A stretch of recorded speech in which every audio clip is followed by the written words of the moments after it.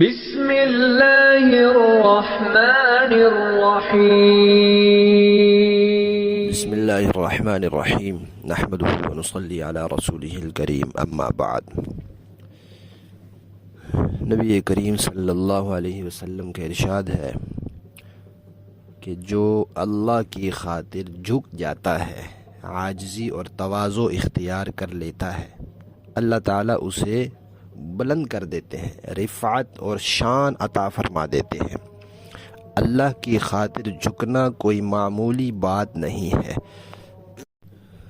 تواضع کا اور عاجزی کا مطلب بعض لوگ غلط سمجھتے ہیں کہ اپنے آپ کو لوگوں کی نظروں میں گرا دینا، ذلیل کر دینا، اپنے آپ کو لوگوں کی نظروں میں رسوا کر کے رکھ دینا۔ یہ تکبر کا معنی نہیں ہے، یہ عاجزی کا معنی نہیں ہے۔ حدیث شریف میں جو دعا سکھلائی گئی ہے وہ یہ ہے کہ یا اللہ مجھے اپنی نظر میں چھوٹا بنا دیں، لوگوں کی نظروں میں مجھے بڑا بنا دیں۔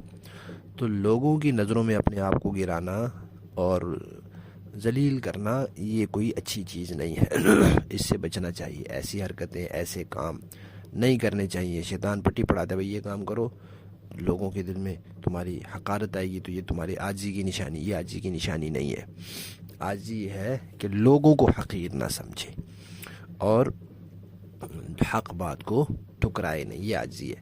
اور عاجزی دنیا میں ہم کر لیتے ہیں، جھک جاتے ہیں، کبھی اپنے مفاد کی وجہ سے جھک جاتے ہیں، کبھی اپنے رشتے کی وجہ سے جھک جاتے ہیں، تعلق کی وجہ سے جھک جاتے ہیں، باوجود ہے کہ ہم وہ چیز نہیں چاہ رہے ہوتے، اور کئی دفعہ ہم بڑے دانت پیس رہے ہوتے ہیں کہ یہ کرنا ہے وہ کرنا ہے، لیکن کسی کے کہنے پر آ کر ہم خاموش ہو جاتے ہیں اور دب جاتے ہیں۔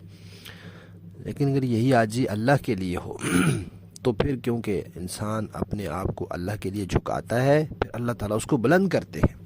تو اس سے بھی یہ پتہ چلتا ہے کہ لوگوں کی نظروں میں نیچے ہونا اور رسوا ہونا یہ مقصد نہیں ہے۔ لوگوں کی نظروں میں تو اونچا ہونا چاہیے، وقار ہونا چاہیے، لوگوں کی نظروں میں عزت ہونی چاہیے۔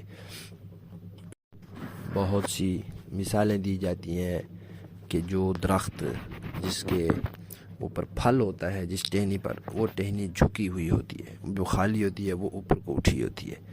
تو جو آدمی اچھی صفات والا ہوتا ہے اور تواضع والا ہوتا ہے وہ جھکا ہوا ہوتا ہے، اور جو خالم خلی ہوتا ہے وہ پھر اکڑا ہوا ہوتا ہے۔